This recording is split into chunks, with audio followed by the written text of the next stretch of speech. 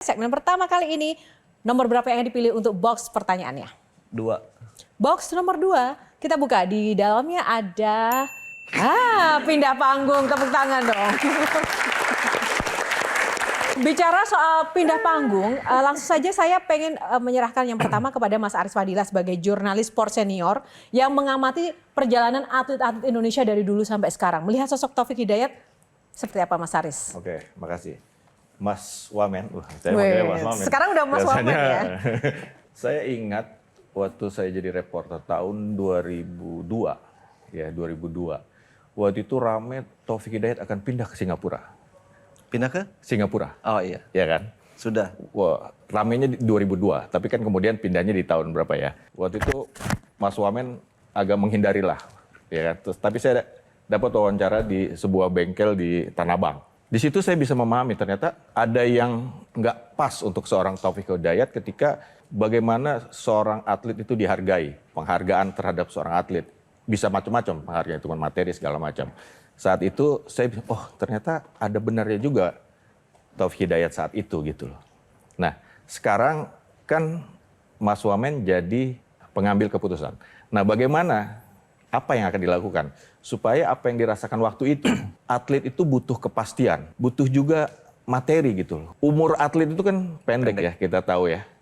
Nah bagaimana dia butuh kepastian, pendapatan lah kita, kalau kita mau bilang, sehingga nanti masa depannya tuh tidak sia-sia gitu. Sampai sekarang pun pasti ada peribahasa yang atlet itu nggak ada masa depannya kan. Tapi setelah dengan perjalanan, dulu kan memang ada polemik lah. Sampai saya mau keluar itu kan masalah pribadi saya dulu dengan PBSI lah. Yeah. Itu. Nah untuk kedepannya dengan berjalan apa semua, karena saya ngeliat kan memang dari dulu yang ada di atas itu yang berhasil. Gimana yang nggak berhasil kan. Tapi semua itu balik lagi ke diri kita masing-masing. Misalkan sekarang kan kayak dari pemerintah itu udah beberapa tahun kemarin itu kan sudah lumayan lah. Lumayan memang menjenjang ke lebih baik lagi. Contoh misalkan kayak kalau misalkan dari materi kan bonus dari pemerintah kan lebih besar. Beda dengan pas zaman saya. Tapi saya tetap bersyukur. Nah kuncinya juga satu, apapun itu untuk atlet itu kan harus berprestasi. Juara itu cuma satu. Pemain tunggal misalnya ada 10 juara cuma 1. Nggak ada yang tahu kan yang 9 kemana itu. Jadi semua itu balik lagi ke diri kita.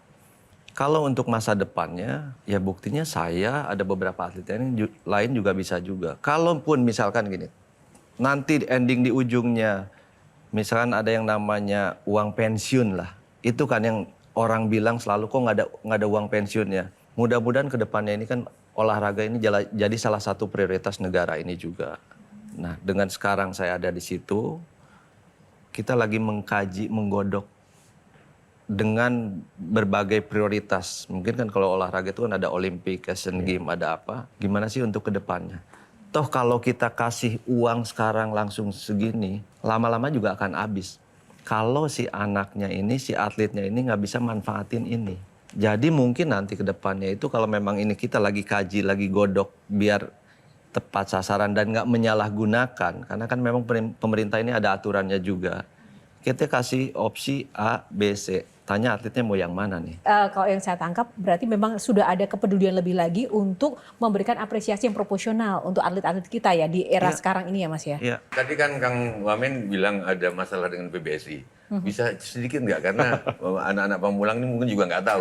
Apa sedikit aja? Masalahnya apa waktu itu? Dulu waktu itu gini loh.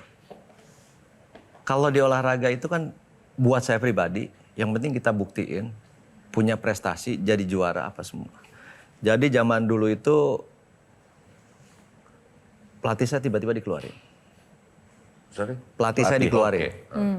Saya nggak terima gitu, orang prestasi saya bagus kok pelatih saya dikeluarin. Akhirnya sedikit lah saya agak membangkang, membantah apa gimana. Karena saya nggak mau.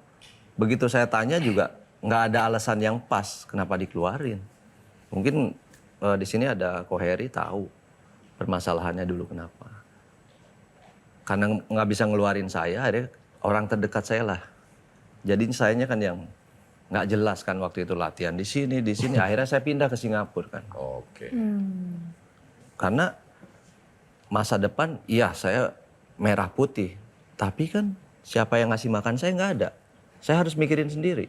Karena untuk olahraga itu cuma 2, menang kalah. Jadi saya akhirnya putusin, dan saya sempat di luar di Singapura berapa bulan. Akhirnya ganti ke pengurusan, Baik lagi. saya diminta lagi untuk balik lagi ke Jakarta, ke nasional lagi lah. Tapi dengan syarat waktu itu saya minta pelatih. Akhirnya balik lagi, pelatih saya balik lagi.